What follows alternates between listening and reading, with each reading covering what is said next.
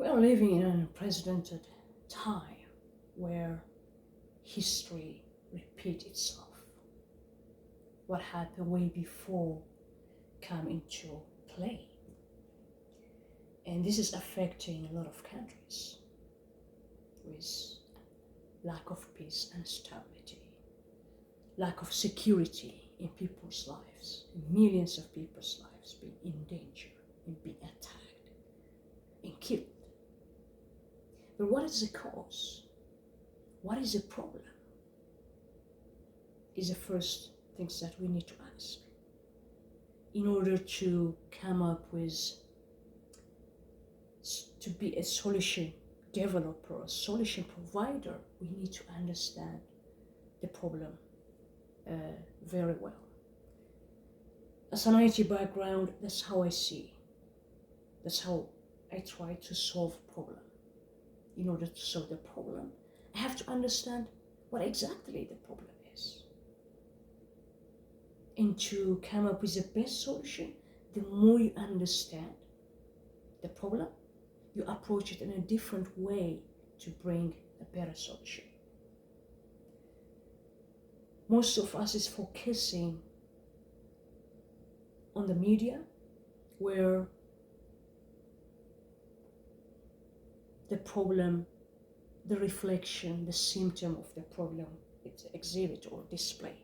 We are in a warfare, in an unprecedented situation of a warfare that's affecting a lot of countries. We know World War I, World War II, a lot of countries involved at the same time. We are in a war in a different time. We are in the 21st century. The war is going on virtually, because to mobilize and all the logistics for military and weapon and troops and soldiers is very costly. The impact is, even the damage is far worse than the one with the physical combat. The battlefield is our mind. This is both spiritual warfare and the war we know usually. And whenever there is a war, is always after the resource. At the end of the day, it's all about resource, the money, and power. So as I am from Ethiopia, from the very affected place, the way I see it, the way how the pattern unfolds, in order for us globally or international society, no one is immune. It's just a matter of time. What is happening in Ethiopia is now shifting to different place in the North America. I have a concern also that will go to Europe. If we learn from history, we'll be able to see the patterns, and we can equip ourselves through the knowledge we have, we learn from history. Because those people, they are repeating something that has happened. But now, it's not only one country involving that attacks, that kills our people in Ethiopia. There are so many countries. The more they are together, that means they are empowered. They have more capacity, both money-wise, military-wise, and the media is also they are using as a platform to weaken people, to divide people, and to conquer at the end of the day. So we need to pay attention by understanding. Today I will focus on the mentality of the world, so that it might give us an insight, an idea, a clue when we deal with the situation, when we look for the solution to understand it in a better approach that's effective, in a best move, like a chess player. Not, not to make the bad move, because those people are making us a bad move, to make us defeat, to make us divide and be conquered, to use us, abuse us, and victimize us. So it's up to us. It's our responsibility. We are the one who give them the power. We have to take the power back to the majority people. The more people are equipped, empowered, they have less power, so they're not going to have whatever chaos they are creating to spread. So this is from that perspective that I'm going to share what I think is a dispensable information or something that can be usable. It's a mentality. So it's a question that I ask. Why are the nations of Westerns so dominant? It's number one, it's a mentality. So let's see the mentality in approach to understanding the universe, what the Western mentality has. Importance of knowledge. Number one, approach to understanding the universe. Number two, importance of knowledge used in solving problems. Number three, value for life. So it's all the mentality, that the Western mentality, how they see those things on those 3 points that I mentioned. Origins of the mentality dates back to ancient Greece. The thinkers, philosophers, researchers, writers have passed on their knowledge. Rome appreciated this knowledge and expanded upon it. When Rome fell, the rest of the Europe would own to they take their lessons of the past. Islamic scholars and Irish monks copied down the ancient writings and used it to help dominate their world. Through Islam, Europe discovered its ancient heritage, giving rise to the Renaissance and later the Enlightenment. Then the scientific revolution, the industrial revolution, and the information age. Here we are in the unprecedented time, trying to adapt the shift to our virtual world in the 21st century. How was this accomplished? By giving importance to the mind and not the heart. For instance, Aristotelian logic has been used to solve problems, do scientific research, etc. This method led to improvements in knowledge that's used to change the world. In fact, the mentality can be summed up like this.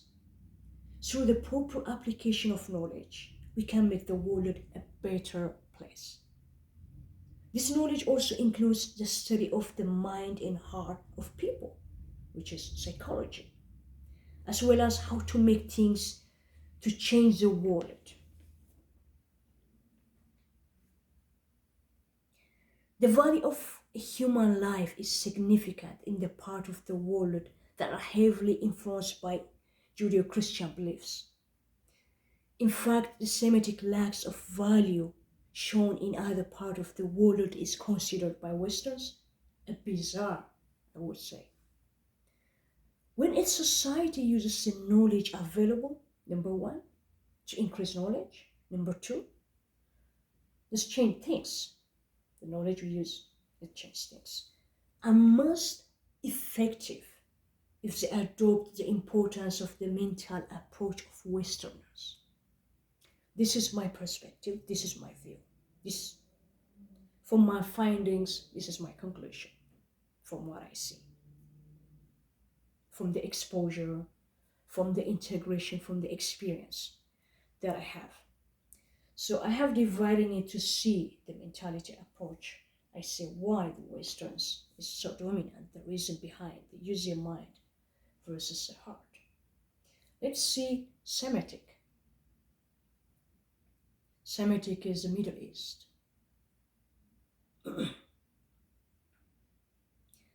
Semitic led by emotions, intensely religious, not by mind, emotions, the heart.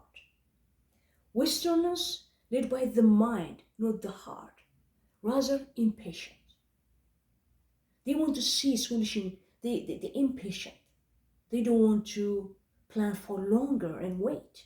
They want quick solutions. So from that's why I said impatient. Easterners, if we go far in Asia, long-term planners, no value of human lives. So when we see the Semitic and Easterns, they have no value for life. The Western value, they use their mind. So others I don't know how to put the Indian. They have a very different. So I try to picturize for you in a kind of in a table just to see it. As an IT, I see we divide the problem to understand into smaller chunks, smaller steps, so that any layman person at the end of the solution, whatever we came up, deliver to understand. So by saying Semitic, Westerns, Easterns, it's a little bit vague or general. So if I divided this to see it from a more deeper, just to make it very simple in the thinking or understanding process. So the Semitic, are they religious? Yes. Are they secular? No. A Semitic value life? No. Are they planners? Long planners? No. Short planners? Yes. With exceptionally, I see lately the Crown Prince of Abu Dhabi, Mohammed bin Zayed. Except Emir bin Zayed, they are, I would say, short planners, not long. Do they use their heart? Yes. Do they use their mind? No. How about the West? Are they religious? No. Most churches and religious become a museum. And even before, I would consider to say the West are religious. Are they secular? Yes. Do they value life? Yes. Are they planners, long planners? No. Short planners? Yes. That's why I say they are impatient. They don't want to wait long. They don't have a long-term plan. This is, like I said, this is my perspective. Do they use their heart? No. Do they use their mind? Yes. East, are they religious? No. Are they secular? Yes. Do they value for life? No. Are they planners, long planners? Yes. Short planners? No. Do they use their heart? No. Do they use their mind? Yes. China is an example. They're non-religious, they're secular, they don't value for life. They are long planners. They use their mind. So the difference between the Semitic, they are kind of reciprocal with Semitic in China, in the East in general. Because when Semitic is religious, they are not. When Semitic is secular, the Chinese, the East is not. When both they have common, they don't value life. So they have a common. So the Eastern have common with the Semitic in regards to they don't value life. They have common with the Western because they use their mind. And they are also distinct from the rest, they are long planners. So understand others. I don't know how to put India. For me, it's a little bit different. They have a very different from the rest. So I left it others. I couldn't say point in this and that. Understanding this is very important in the global warfare we are in right now. You can't reason with the others as they don't value life. They are not frightened, they don't panic. You just can't reason. Especially if the whatever war, whatever they're doing is they see it from their face perspective. Even dying is a holy thing. So they don't value for life, for themselves and others. So why people are dying in Ethiopia? Why a massacre is happening in Ethiopia, in my country? I have to see, I have to dig, I have to understand holistically to see the picture. Our spiritual fathers recently say, no, this is not Ethiopian way. Yeah, because we value people.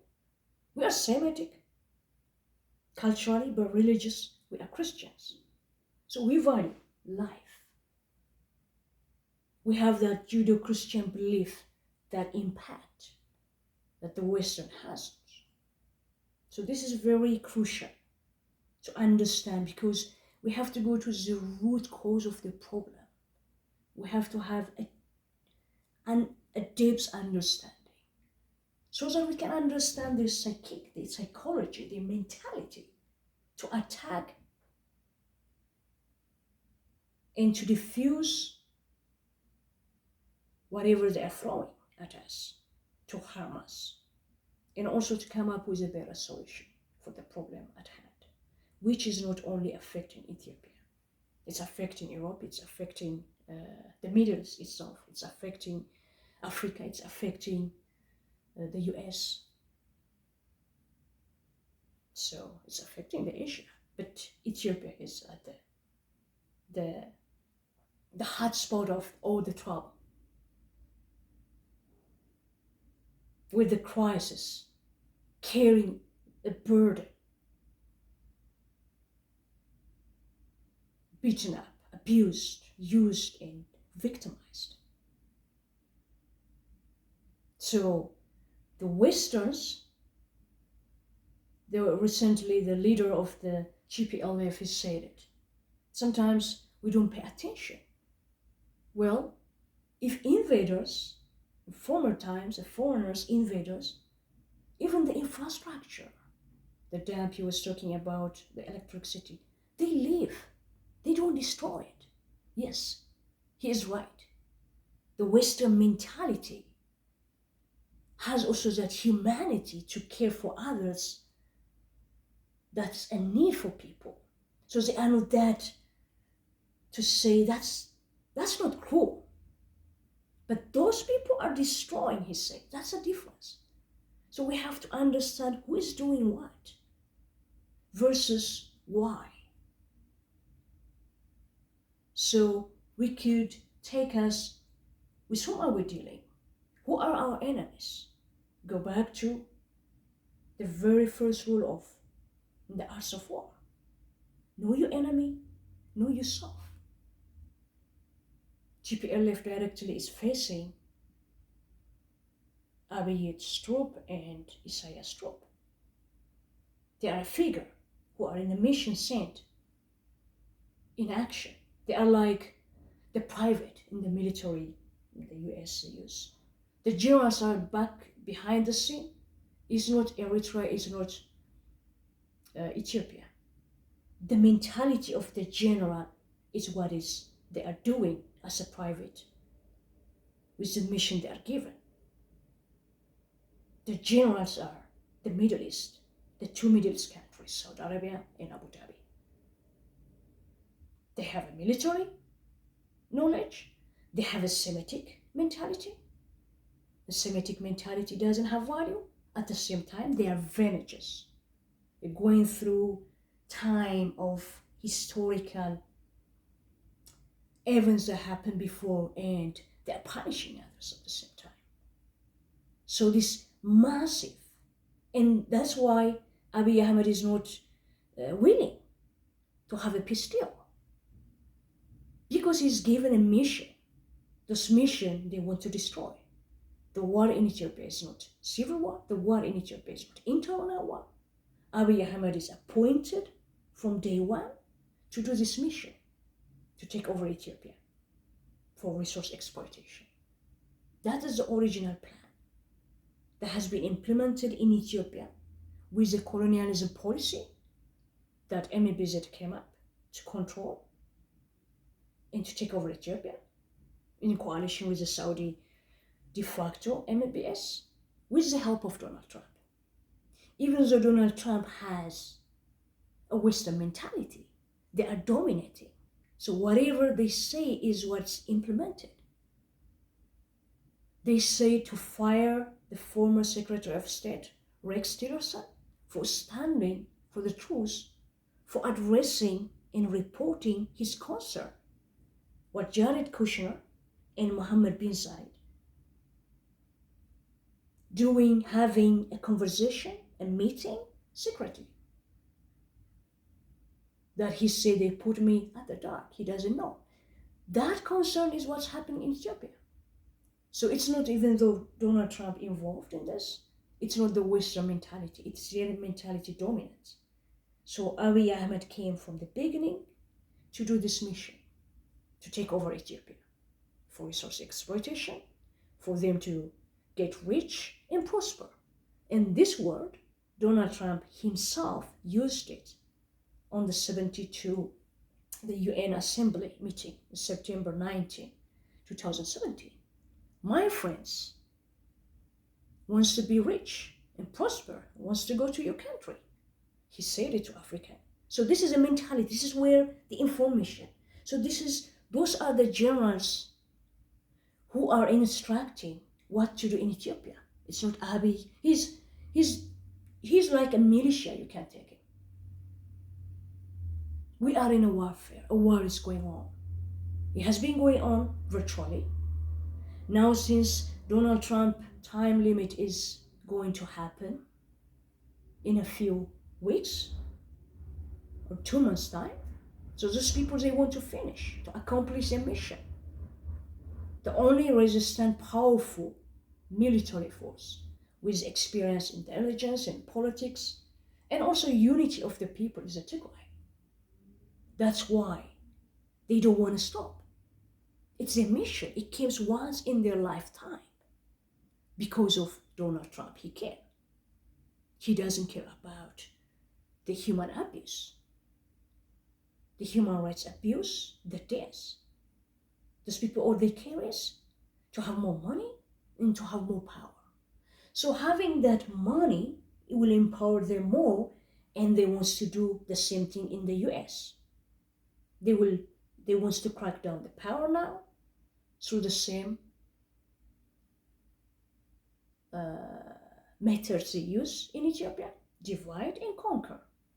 They stir up division through race, through old grievance, for their own benefits to advance their mission. They are using this. So what they create is a chaos. They are stealing from people not to love for one another. They are stealing from people the peace. They are stealing from people the relationship people have and benefit. They are stealing. They are thieves. Thieves come to steal, to kill and destroy. So what happened in Ethiopia is like the pandemic coronavirus. It's spreading unless it stops there. If the world together, the international society, we as a people, as an individual and collectively, we are more powerful than them. It's we give them the power when we are defeated. So the world has to win. Not even the Tigrayans. The world has to win the war in Tigray and defeat it and collapse their mission. Otherwise, the consequences are huge. Lots of people's lives will be lost and will be pushed to go to another war because they are going to stir up here and there. Pay attention to what's happening in France. Pay attention what happened in the US with the Black Lives Matter. It's not the internet problem. Those people are the one who's using money behind the scene, who, especially those people who do the riot, the destruction, they are the one, because they have seen it has worked in Ethiopia. People are not aware. People are sleepwalking. People are numb, crippled. People are only fighting with those people's terms and conditions. So they take over more. If they take over unity and a division is happening, they are taking over. They are winning. People are being surrendered. If they are taking over the media to spread the lies and narratives and bias to confuse people and divide, they are winning. They are winning. So it's going to knock every household. That's why this mentality, to see it, the approach with whom we are dealing with, to equip others, ourselves and others, and also so that we can tackle the problem we are facing. It's a matter of time, as it's not only Tigray or Ethiopia problem. So it's like a spread of fire that touches and burns everybody. So that's why this is with a sense of urgency. This is very important for all of us to know, to understand. Knowledge will be only powerful when we use it. If this is only a piece of information, it wouldn't help us, but to understand, to put ourselves in Ethiopian people's shoes, to understand the danger. Do we really want our people, our kids, our mother, our pregnant woman to be killed with spears and drones and guns and heavy weapons in their own house, in their own turf and yards? If we say no to something to help our people, to stop the war, because that war will empower those illegal criminals to go another country. The peace instability was shaking Ethiopia will affect the neighboring country. That's what those people motive is, to weaken country's structure, political structure, to kill the value system, because they don't care about people. So between now and until Trump day is over, they will create chaos. They are operating with their full potential and capacity. We are put our arms and waiting for some kind of miracle for those people to change or to stop. No, we have to do our own homework to be equipped and to gather to solve this problem, I would say, for more people's lives to save. Even one person's life to save is very important, because everyone's life is worth the same value. It's our mentality that we lower others and we, as if as a people, are more valuable. So having well-traveled the world, being Semitic in culture, my exposure helped me. So having well-traveled the world and with an interesting blend of Semitic in culture, Christian and religious, and have the intellect or the mentality of the Western, helped me to see the challenging situation we are facing globally in a different way from most of the people that I interact with, the majority. Because it's not because I am important or better, it's experience. A lot of people, if they lack the spiritual knowledge, they couldn't see it. If a lot of people don't have exposure, don't integrate, they will miss big time. Because understanding integration, when you integrate, you learn as a people's culture, as a people's language, as a people's value system. So you will see, interpret things when you see it from those areas. So integration is very, very, very, very important. who lacks it will pay for it. Remember, in everyone's strength, there is a crack of weakness. Not having exposure, not having integration will cost you. Both locally in my country and whenever I'm a very integrated person. I integrate. In my country, I have friends from all walks of life. I'm a person who doesn't have any hatred in my fiber. I don't have hatred in my DNA. So it doesn't stop me, it doesn't block me to integrate with different people. I'm blessed with, in my country, more than 81 languages we say. We say more than different ethnics. But we don't use it. That's our potential, that's our beauty. The more you know people, the more you integrate with people, it's an added value. For me, Ethiopia is a glimpse of heaven.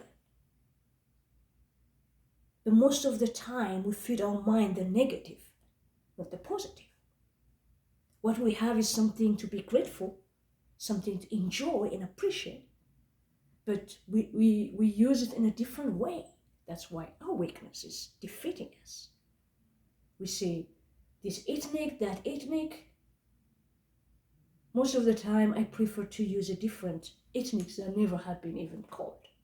Go to Dasenich or Tsamai, or because Amara, Oromo, Tigray is the most dominant we use. In every society, in every village, they have their own strengths. I love the Gurage people. They are very hard workers. 30% of my friends are Muslim, who will confront me, who will put me in my place if I am not. People I love. I dine when they have the Ramadan, I go with them. In fact, it's in our mentality, a lot of things is blocking us. They have a beautiful mind. The Muslim people I know in Ethiopia, my friends, they are the true believers who practice their faith. They're very strong, they use their mind. I don't see them using their heart. When I see in the Middle East, that's different. They're very brilliant people.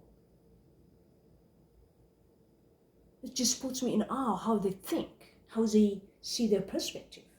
So environment changes you, exposure changes you.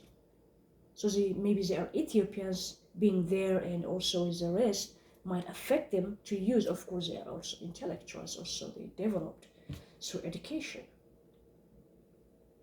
If you go to Harar, they are very open-minded people.